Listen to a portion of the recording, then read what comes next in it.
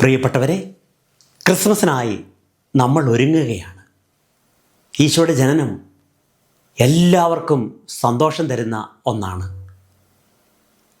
ആട്ടിടയന്മാരുടെ അടുക്കൽ മാലാഖ വന്ന് അവരോട് പറഞ്ഞു, ഇതാ സകല ജനത്തിനും വേണ്ടിയിട്ടുള്ള സദ്വാർത്ത നിങ്ങളെ ഞാൻ അറിയിക്കുന്നു. നിങ്ങൾക്കുള്ള അടയാളം ഇതായിരിക്കും: വെള്ളക്കച്ചയിൽ പൊതിഞ്ഞ് കിടക്കുന്ന ദിവ്യ ശിശുവിനെ നിങ്ങൾ കാണും. ആട്ടിടയന്മാർ ചിന്തിക്കുകയാണ്, ആരും തങ്ങളെ വാർത്തറിയിക്കുവാനായിട്ട് വരാറില്ല. ലോകത്തിൽ നടക്കുന്ന കാര്യങ്ങളെക്കുറിച്ച് വ്യക്തതയൊന്നും തങ്ങൾക്കില്ല. ഇവിടെ ദൈവം മാലാഖയെ അയച്ചിരിക്കുകയാണ് ഈ സദ്വാർത്ത ഞങ്ങളെ അറിയിക്കുവാനായിട്ട്. അവർ വളരെ സന്തോഷത്തോടുകൂടെ ഈ സത്യം നേരിട്ട് കാണുവാനായിട്ട് ഇറങ്ങി പുറപ്പെടുകയാണ്. അവർക്ക് വേണേൽ ചിന്തിക്കാമായിരുന്നു, ഈ കൊടും തണുപ്പിൽ ദിവ്യ പൈതലിനെ കാണുവാനായിട്ട് എങ്ങനെയാണ് സാധിക്കുക? തങ്ങളുടെ ജീവിതത്തിൽ വലിയ അപകടമുണ്ടാകുമോ? തങ്ങളുടെ ആടുകൾ എന്ത് ചെയ്യും? ആടുകൾക്ക് വേണ്ടി ജീവൻ കൊടുക്കുവാനായിട്ട് തയ്യാറാകുന്ന വ്യക്തികളാണ് ഈ ആട്ടിടയന്മാർ. ക്രൂര മൃഗങ്ങൾ ആക്രമിക്കുവാനായിട്ട് കടന്നു വരുമ്പോൾ അവയെല്ലാം ആട്ടി ഓടിച്ച് ഈ ആടുകളെ സംരക്ഷിക്കും. അവർക്ക് കൃത്യസമയത്ത് വെള്ളവും ഭക്ഷണവും ഒക്കെ കൊടുക്കുവാനായിട്ട് ആട്ടിടയന്മാർ ശ്രദ്ധിക്കും. ആട്ടിടയന്മാരുടെ ആടുകൾക്ക് വേണ്ടിയാണ് ജീവിക്കുന്നത്.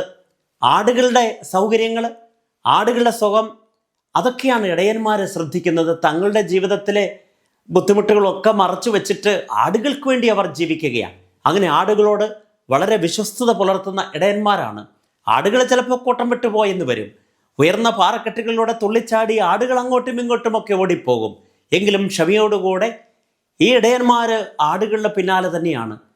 പകൽ മുഴുവനും അധ്വാനിച്ച് ആടുകളുടെ പിന്നാലെ നടന്ന് ക്ഷീണിച്ച് അവസരമായി കിടന്നുറങ്ങുന്ന അവരുടെ ഇടയിലേക്കാണ് മാലാഖ വന്നിട്ട് മംഗളവാർത്ത അറിയിച്ചത്. അവർ പോവുകയാണ്. വളരെ കഷ്ടപ്പെട്ട് ത്യാഗമനുഷ്ഠിച്ച് അവർ ഈ ദിവ്യ പുൽക്കൂട്ടിൽ വന്ന് നിൽക്കുകയാണ്. ഉണ്ണീശോയെ കണ്ടുമുട്ടിയപ്പോൾ എന്തെന്നില്ലാത്ത സന്തോഷം അവർ അനുഭവിക്കുകയാണ്. വളരെ സന്തോഷത്തോടുകൂടെ അവർ തിരിച്ചു പോരുകയാണ്. ജീവിതകാലം മുഴുവനും അവരനുഭവിച്ച വേദനകളും ദുഃഖങ്ങളും കഷ്ടപ്പാടുകളും എല്ലാം മറക്കുകയാണ്.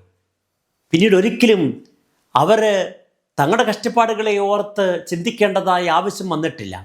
ഇന്നും സന്തോഷത്തോടെ ആയിരിക്കുവാനായിട്ട് പറ്റി ഈ ദിവ്യ പൈതലിൻ്റെ ഒരു ദർശനം. നമ്മളും ഈശോയുടെ ജനനത്തിനായിട്ട് ഒരുങ്ങുമ്പോൾ ഉണ്ണീശോയെ കണ്ടുമുട്ടുവാനായിട്ട് ആഗ്രഹിക്കുന്നവരാണ്. ഈശോയെ കണ്ടുമുട്ടുമ്പോൾ ജീവിതത്തിൽ എന്തെന്നില്ലാത്ത സന്തോഷമാണ് അനുഭവിക്കുവാനായിട്ട് പോവുക. ഹോളി ലാൻഡിന് പോകുമ്പോൾ അവിടെ പണിതു വച്ചിരിക്കുന്ന മനോഹരമായ ഒരു ദേവാലയമുണ്ട്.